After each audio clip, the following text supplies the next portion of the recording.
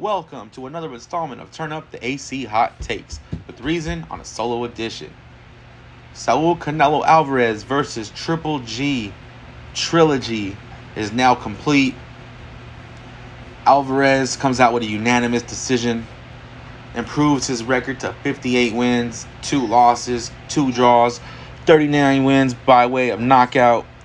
Triple G's record falls to 42 wins, 2 losses, 1 draw, with 37 wins by way of knockout. This fight was, in my opinion, by far the worst fight of the 3. The best fight was the first one, in my opinion, and they gradually got, worse as the trilogy went on. I'm not saying the second fight was trash or nothing, but it wasn't as good as the first one, in my opinion. And then clearly, anybody who watched this fight, I think, would agree that it was the worst of the 3. And a lot of it had to do with age catching up to Triple G. Truthfully, Canelo did not look great. Yeah, he won the first, 6-7 rounds. It was pretty clear he was winning by a wide margin halfway through the fight. But it wasn't because of, a talent separation, in my opinion. I just saw an old Triple G. And this isn't a surprise to me. Triple G looked old in the Murata fight, his most recent fight when he fought in Japan. He hasn't looked good since the last time he fought Canelo, which was 4+ years ago.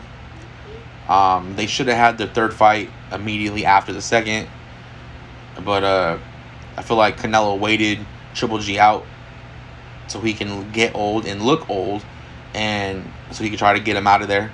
But Canelo was unable to get Triple G out of there, which, if you're a Canelo fan, I feel like that should raise some very, very serious flags for when it comes to Canelo and what he can do in the ring at this point.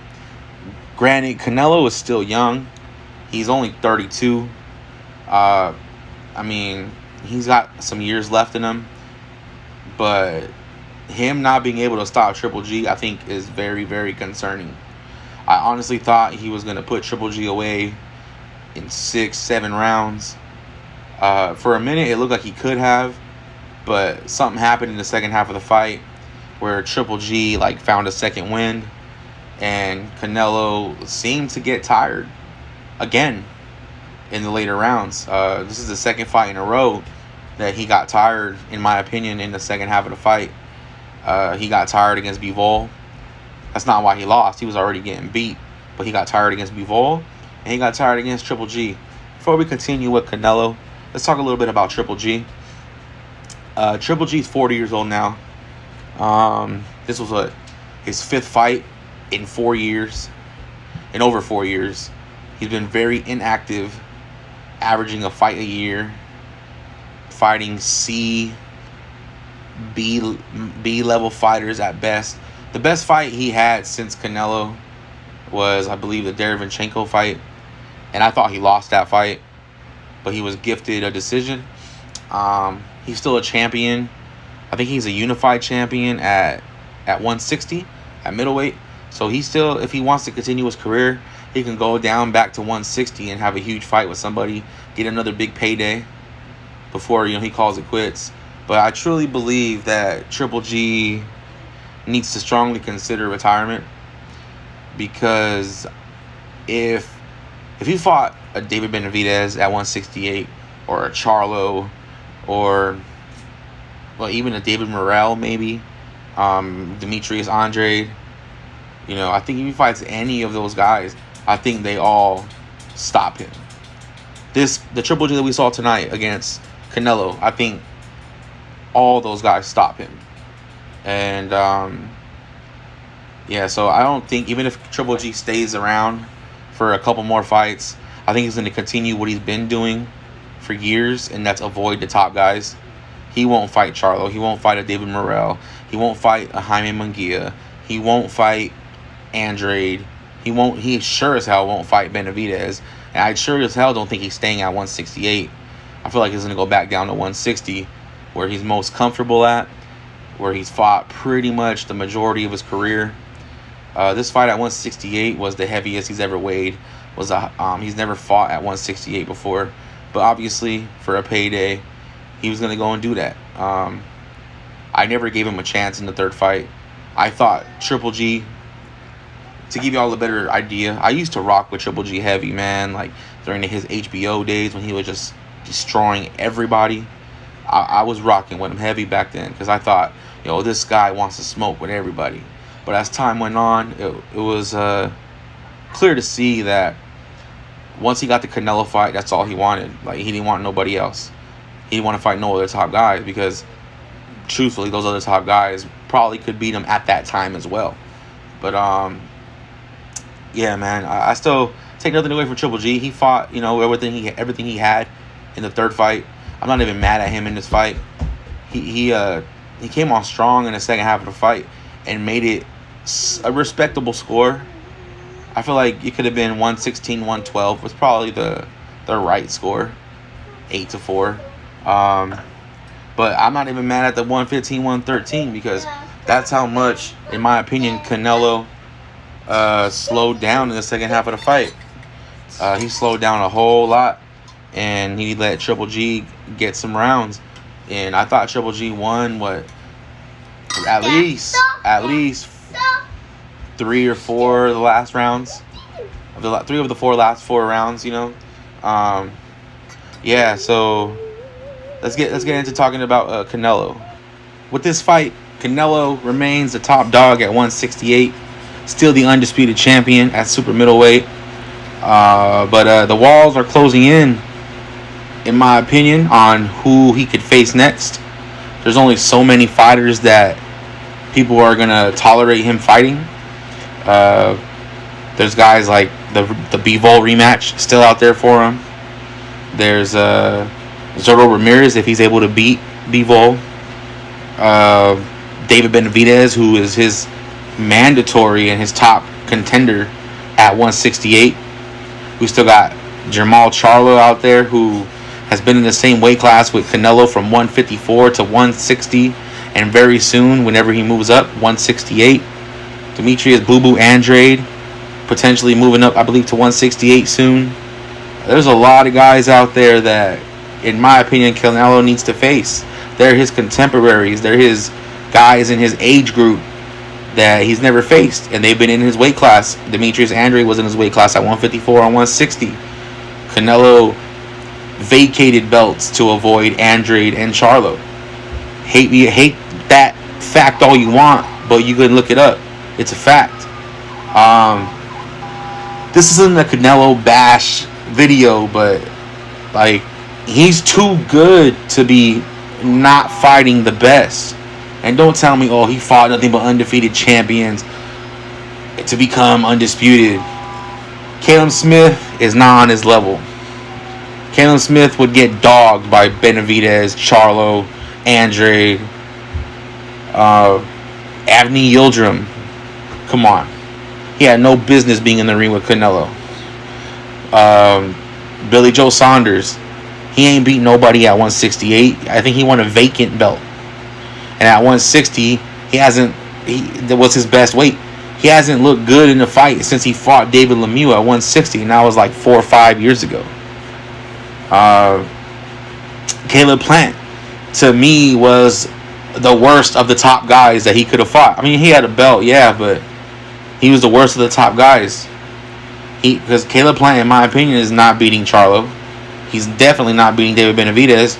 And I don't even know if Caleb Plant is going to beat Anthony Durrell next month on the Wilder Helenius undercard, or co-main event, mind you. That's when he's fighting again. But yeah, man, all the credits in the world to Canelo up to this point, all his accolades and everything that he got. Salute to you for that, man. But we're getting to the point where, you got to fight the contemporaries in your division. You got to fight those fights that are going to push you. Because let's keep it a buck. As good as his resume looks with fighting former world champions and undisputed this, right? And all that. Who is his best win? Who is Canelo Alvarez's best win? It's Triple G. Is there a bigger win on his resume than Triple G? I don't think so. And and initially that first Triple G fight could have, in my opinion, he won. Triple G won that first fight. Yeah, man, like Triple G is clearly the biggest win on Canelo's resume because he got dogged by Mayweather, and then who did he beat after that? He beat Cotto and Mosley at the end of their careers. Who else? Like, was he beating Danny Jacobs? Danny Jacobs is a very solid fighter, but let's be real, he's not on the level of, in my opinion, he's not an A class fighter. He's more like a B plus fighter, and that's not taking nothing away from Danny Jacobs. He's a strong fighter. He's a dog, but to me he's just not up there with the elite fighters. I really hope that we can get Canelo versus David Benavidez. To me, that's the biggest fight for Canelo. And I know a lot of people are going to say, oh, Benavidez hasn't done anything. He fought. He's beating everybody they put in front of him soundly. He's won consecutive eliminators. He's an interim WBC super middleweight champion. He's the number one contender for Canelo Alvarez's belt, the WBC belt, the number one contender. To me, he's the top guy at 168 who doesn't have a belt. To me, it's the most logical fight. It makes the most sense.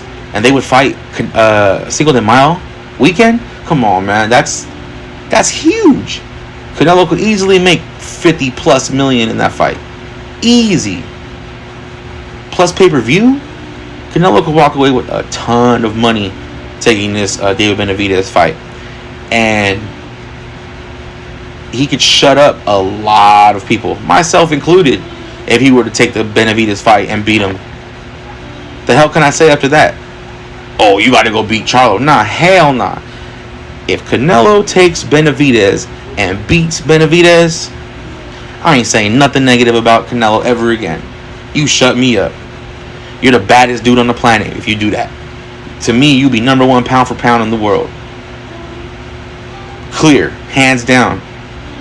But until you do something like that, I mean, you're still a top fighter.